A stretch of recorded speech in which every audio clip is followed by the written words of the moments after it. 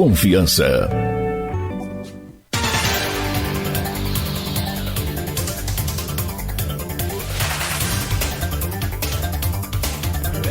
São 7h49. Voltamos com Folha no Ar, primeira edição, 7h50. Voltamos com Folha no Ar, primeira edição, e a presença do Nildo Cardoso conosco. O Nildo já é um amigo nosso aqui desde a época da Continental e Folha FM também. E eu volto ao Arnaldo, mas quando houver a possibilidade, falar um pouquinho disso, né? Principalmente, primeiro, não generalizar. A gente nunca deve generalizar em relação ao funcionário público. O Arnaldo falou da parte de educação, então existem pessoas abnegadas, funcionários públicos abnegados na área da educação, que tiram até do próprio bolso para ajudar crianças sem condições. Mas, Nildo, com você. Falar de funcionário público, gente, eu quero parabenizar todos os servidores, mas eu quero ao mesmo tempo dizer que eu estou falando aqui, quando eu mencionei os cargos de confiança, certo? Os cargos de confiança. Primeiro, uns que trabalham poucos e outros que não trabalham. Estão relacionados ali para trabalhar e não trabalham, mas está na folha. E RPA a mesma coisa. Agora eu vou falar de um servidor que, quando eu cheguei lá, ele falou: olha, levou 3 meses sem comparecer. Eu fui ponto zero para ele, ponto zero para ele, ponto zero para ele. Com 3 meses, aí já estava na mão lá do secretário de André, está o nome de André, bom rapaz. E bom gestor também, tá? E André chegou lá, André preparou o processo dele, ele sumiu, pode estar morto, não sei, nunca vi. Nem na reunião, na primeira reunião, quando eu cheguei à secretaria, à superintendência, ele não compareceu para a reunião, não. Depois chegou lá e falou assim: olha, eu estou há 5 anos sem trabalhar e quero avisar para o senhor. Assim mesmo. Evandro Ferraz estava junto comigo. Está lá eu como subsecretário. Eu não prego um prego. Eu falei assim: você vai para a rua.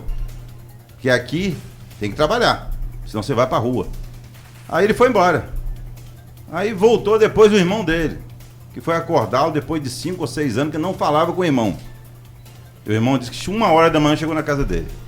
Que ele tinha ido no SESEC e falou assim: olha, o problema é o seguinte, ponto seu aqui foi negado por 3 meses seguidos e o processo, o superintendente pediu para abrir processo seu para você, ele não sabe se está vivo ou está morto, então, para dar o destino. Infelizmente, você vai perder o emprego. Aí, 100 pontos 90 dias, automaticamente ele vai perder o emprego. E aí o irmão dele apareceu. Serviço, né? Eu cheguei lá e falei pro irmão dele: meu amigo, você vai fazer o seguinte, isso aí já não é mais comigo. A minha parte eu fiz. Eu mandei para a administração. Agora o problema da administração é com você. Você resolve lá. Não, mas aí ele falou da questão política e tal, não em relação a mim, em relação, né, ao governo. Eu falei assim: então você procura o meio político. Porque por via legal aqui, infelizmente, seu irmão vai perder o emprego. E só está faltando 3 anos para aposentar. Mais do que nunca ele deveria estar aqui dentro. Porque se falta 3 anos, o cara leva 32 anos trabalhando, faltando 3 anos para ele aposentar. Ele faz uma lambança dessa, ele quer jogar os 32 anos dele fora. E aí, não sei o que resolveu por lá. E depois eu vi ele na foto aí, alguns mandando o pessoal repicando para mim. Ele continua trabalhando? Não sei. Resolveu lá da maneira. Provavelmente trabalhando e continua não trabalhando. Ele não voltou, ele não veio para a secretaria ou para a superintendência. E o destino que deram para ele lá, eu vou ser sincero a você, eu não sei. Você falou em secretaria e superintendência, eu vou chegar nesse ponto. Bora. A questão da mudança de secretaria para superintendência e a sua saída da secretaria para assumir a superintendência de abastecimento. O que se deu ali? Foi um processo muito claro? Teve conversa com você? Ou foi uma surpresa a época que o Robson chegou? Como que foi esse processo de transição? Bem, essa conversa eu tive com o prefeito. Eu e ele. Né? Apenas eu e ele. A maioria das reuniões que eu participei com o Rafael não tinha terceiro, a não ser quando foi a reunião da questão da elaboração do SEASCAN, né, o antigo SEAS. Mas eu quero dizer para vocês de que a conversa que eu tive com o Rafael só aconteceu quando a cidade inteira sabia. De Santo Eduardo a Farol de Santo Tomé, que João Peixoto, inclusive no próprio programa daqui de vocês, ele citou que ele estava em negociação com o Rafael para poder aderir ao projeto de Rafael. Foi inclusive aqui. reeleição. Ele falou aqui. Isso aí eu posso falar porque eu acompanhei o programa. Então, o que acontece? Aquilo ali já foi acordado. Em determinado momento, eu estava em uma reunião no SESEC, não com o prefeito, mas na área de recurso, exatamente questão de emenda. E naquela saída minha, eu deparei com 3 pessoas. O próprio deputado, com mais 2 pessoas que são assessores dele. Era um encarregado do Detran e um outro, pessoas que é do governo do estado, mas está à disposição dele. Bem, eu saí tranquilo, mas a cidade toda já falava. Então ali já estava sendo costurado. E eu não tinha conversado com o Rafael. Quando ele veio falar comigo em relação ao abastecimento, eu falei, puxa vida, é tudo que eu queria. É tudo que eu queria. Era exatamente fazer alguma coisa acontecer. Porque você pega a terra hoje, você prepara, coloca o produtor, ele planta. E ele depois dá a mercadoria dele para alguém. Todo o suor dele vai para o atravessador. E eu sabia que ali eu estava dando valor àquele produto e dando dignidade àquelas pessoas se colocasse o SEASCAM para funcionar. Porque essa mercadoria que nós produzimos, que aqui tem muito, né, não só em Campos, mas em toda a região norte e noroeste, São João da Barra é o segundo produtor de abacaxi do Brasil. Mas cai tudo na conta lá de Marataízes. Por quê? Porque a nota sai por lá. Nem a receita cai no estado do Rio de Janeiro. Se você chegar na merenda escolar, entendeu? A polpa da fruta do abacaxi vem de Marataízes, mas o abacaxi é de São Francisco. Porque quem beneficia é o município vizinho, do estado vizinho do Espírito Santo. Então, quer dizer, essa mudança, a gente poderia fazer isso dentro do SEASCAM. Fazer uma unidade de beneficiamento ali dentro. Não só da fruta do abacaxi, como a própria manga, entendeu? E tantas outras que nós podemos investir na nossa cidade para gerar emprego na roça. Então, esse é o objetivo nosso. Quando você chega na questão da mudança, na minha opinião é o seguinte, eu só falei com o prefeito, você vai falar o quê? Eu antecipei.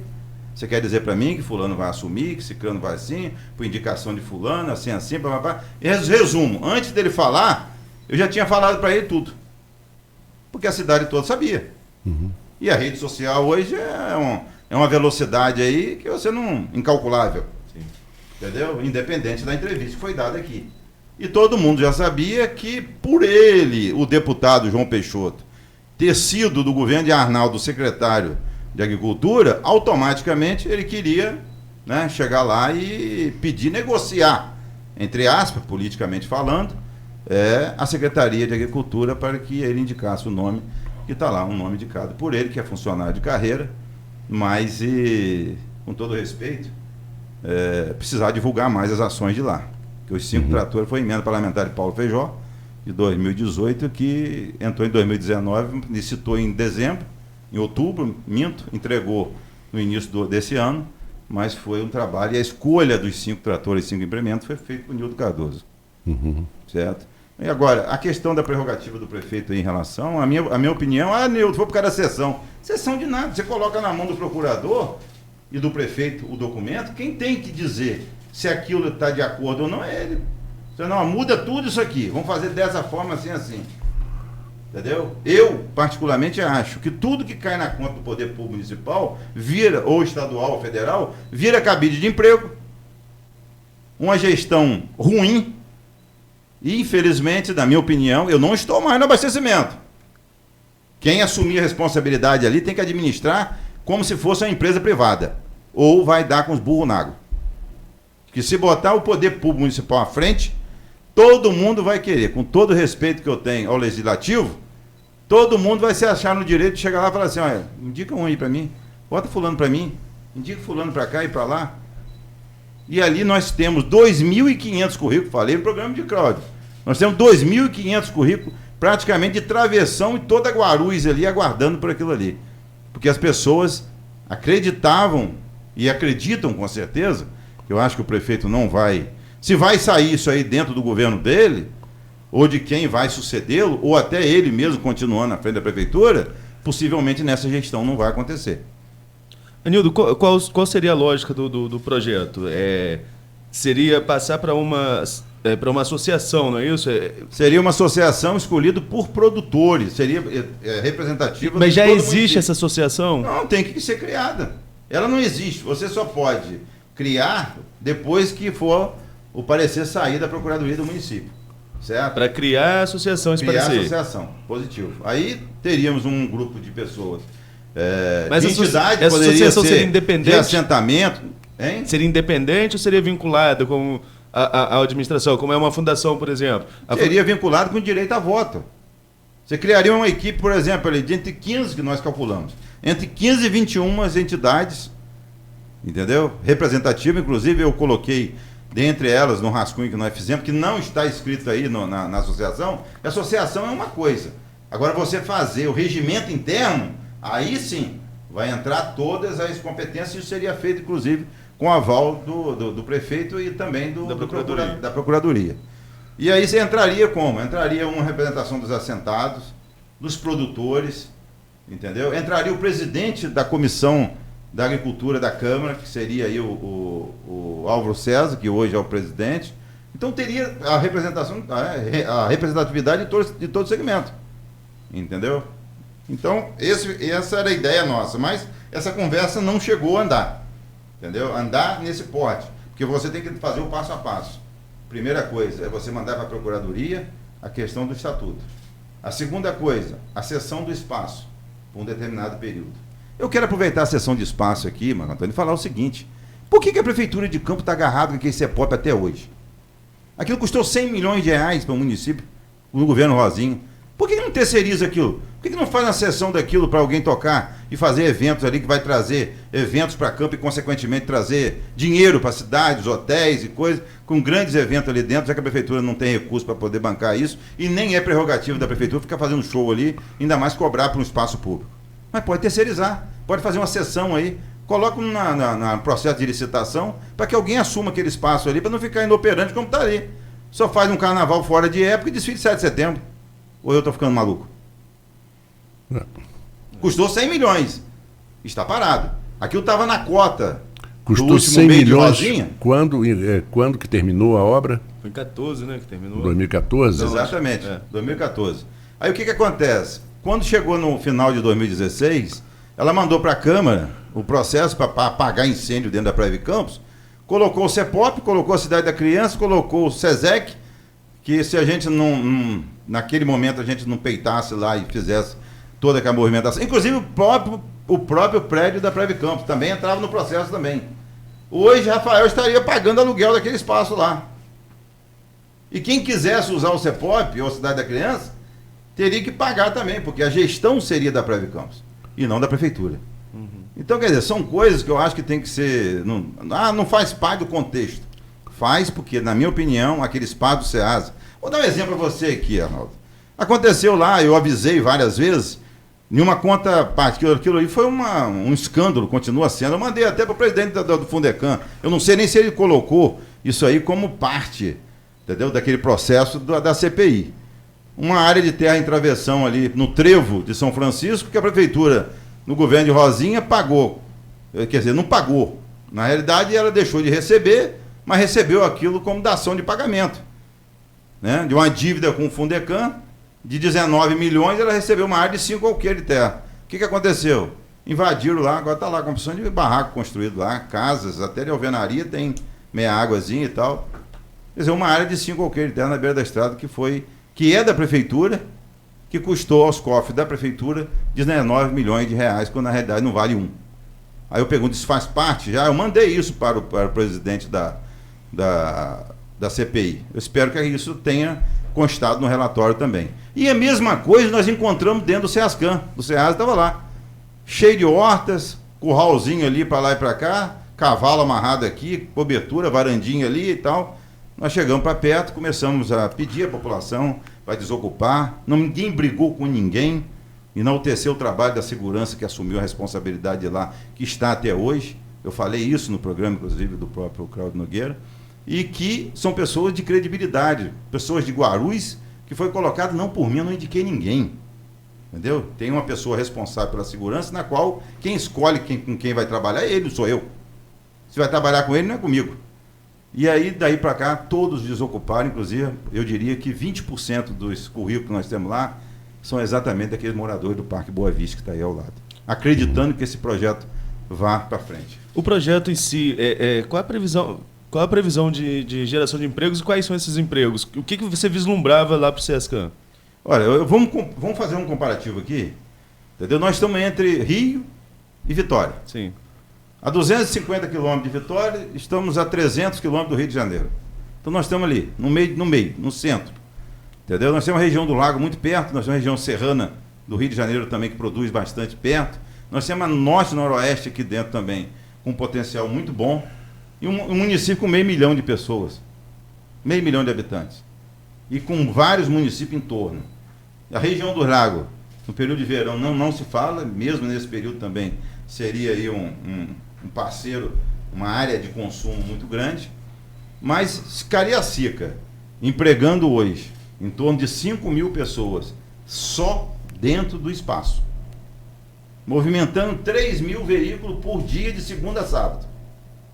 Movimentando 1 bilhão e 200 milhões por ano.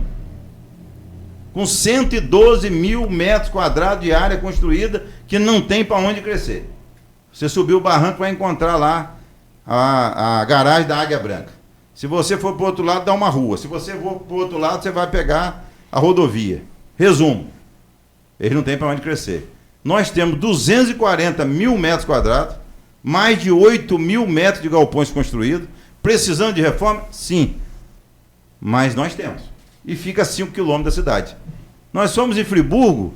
Friburgo está a 25 quilômetros do centro de Friburgo, Ceasa de Friburgo. Aí eu pergunto, nós temos tudo. Falta que incentivar o produtor, ele voltar a plantar, acreditar, entendeu? Na agricultura, valorizar a agricultura familiar. Tanto é que dentro desses recursos aportados por Felício, Lattes, 1 milhão seria para o galpão da Pedra Baixa, colocado para esse ano. E 2 milhões e 300, o recurso que o prefeito chegou para mim e falou, Anildo, pode abortar o Ceasa aí, porque eu não tenho R$1 para colocar lá. Eu falei, prefeito, não se preocupe, faz a cessão do espaço, com o dinheiro eu vou correr atrás. Fui a Felício. Chegou lá e qual foi a resposta dele dessa sua afirmação, de que você iria correr atrás do recurso? Ele liberou, falou que poderia? Toca. Ele falou assim, pode tocar. E assim foi. Porque também se ele dissesse que não ia tocar, eu não sabia. Aí dali mesmo eu estava saindo. Porque se ele não queria que eu corresse atrás de recursos para que a prefeitura não colocasse R$1 ali dentro, ou qualquer... Aí ele falar para o Brasília, ou pelo trabalho que nós iríamos fazer, aí é complicado. E inclusive eu fui para Brasília, fui para Niterói, para reunião com o Lattes e outra coisa. Não fui com dinheiro público, não. Eu fui com dinheiro do meu bolso. Eu banquei a passagem aérea, eu banquei a hospedagem. Entendeu? Eu fui ao Rio de Janeiro, fiquei hospedado no Rio, estive com ele, em Niterói, e correndo atrás do recurso. E na última vinda dele aqui, que foi há 15 dias atrás, fez ontem, né, 2 semanas, foi no domingo, ele chegou dentro do cantão do Líbano, vou falar logo o nome, para depois... E chegou lá e falou assim, Nildo, você me dá um prazo aí de 48 horas. Segunda-feira, o secretário, o Wagner, que é o chefe do gabinete dele, me liga. Nildo, você pode vir ao Rio? Eu falei, posso. Peguei meu carro, Rio. Chegou lá e falou, o dinheiro está reservado. 2 milhões e 300, vamos botar o SESCAM para funcionar. Aí tudo bem. Quando isso foi definido, cheguei para o prefeito, o problema agora não é dinheiro. O problema agora é regularizar a situação de lá. E outra coisa, Arnaldo, quem conseguiu a escritura daquele espaço, que custou 38 milhões para a prefeitura, foi Nildo Cardoso. Mocaibe pagou 14, depois pagou mais 9, Rosinha pagou 15. Em 2011. Mas não tinha documento, não tinha nada. Eu chamei Mansur. Mansur, me ajuda aí, pelo amor de Deus. Mansur foi comigo no cartório. Chegou lá, o cartório sabe que por ser uma escritura pública não recebe nada. Ele tem que fazer de graça. E não quis, começou a barrigar. Eu fui para a procuradoria e falei, agora é com vocês. Vocês entram com a ação aí, pede que o juiz vai dar uma canetada e vai obrigar a fazer. Em março agora desse ano saiu a escritura. A escritura do SESCAM está em nome da Prefeitura Municipal de Campos, averbada, registrada e averbada devidamente. É um patrimônio do município aquilo ali. Agora vem a segunda etapa, que seria a cessão daquele espaço para a associação. E aí chegou lá e esbarrou. Tem muita gente da prefeitura que fala assim, Nildo está querendo fazer isso ou fazer aquilo. Nildo quer usar aquilo ali em benefício. Gente, eu falei com o prefeito, na reunião, a última reunião que nós tivemos, começou por política. Eu falei, prefeito, vamos começar por ações a política vem a reboque. Se nós não tivermos uma mudança na política de Campos, em termos de motivar a população, sabendo que eles vão trabalhar, que eles vão ter o seu emprego, vão ter o seu sustento, com essa queda dos royalties, a situação tende a piorar. E se o mês, daqui a 20 e poucos dias, acho que é 23, 23. né? 23 dias, cair, entendeu? Onde nós não queremos, nós vamos perder aí de 2 bilhões e 20 que foi votado, que já caiu para 1.800 e alguma coisa, é o que vai ser, com certeza vai cair para 1.400, 1.500. A Prefeitura de Campos fica inviabilizada por esse sistema que está aí, exatamente esse processo que está lá tramitando no Supremo Tribunal. Deixa eu colocar um assunto para nosso próximo bloco, são 8h10 agora. Me lembro de alguns anos atrás, eu conheci uma pessoa em São Paulo que veio muito a Campos por motivos profissionais na década de 60, na década de 70. E ele me disse, recentemente, há uns 8 anos atrás, ele me disse assim, rapaz, o que me impressionava em Campos, eu ia quase todo mês, o que me impressionava em Campos é que você andava na rua, se você tinha vontade de comer um jambo, você comia. Você tinha vontade de comer um saputi, você comia. Uma carambola, você comia. Ele falou, eu nunca vi uma cidade no Brasil inteiro, e eu viajei esse país inteiro, com tantas árvores frutíferas pela rua, nas praças. Nunca vi. Então, fica evidente, Nildo, o DNA agrícola nesse segmento de frutas. E você fala, abacaxi e outras frutas que Campos poderia estar na linha de frente. Né? A manga, então, nem se fala. A manga nem se fala. Então, eu gostaria de, se der para encaixar no próximo bloco, alguma coisa em relação a isso. Tá pronto. Tá bom? Vamos então ao intervalo no Folha no Ar, primeira edição, oferecimento Laboratórios Plínio Bacelar e Clínica Proteus. Ei, você conhece a Copa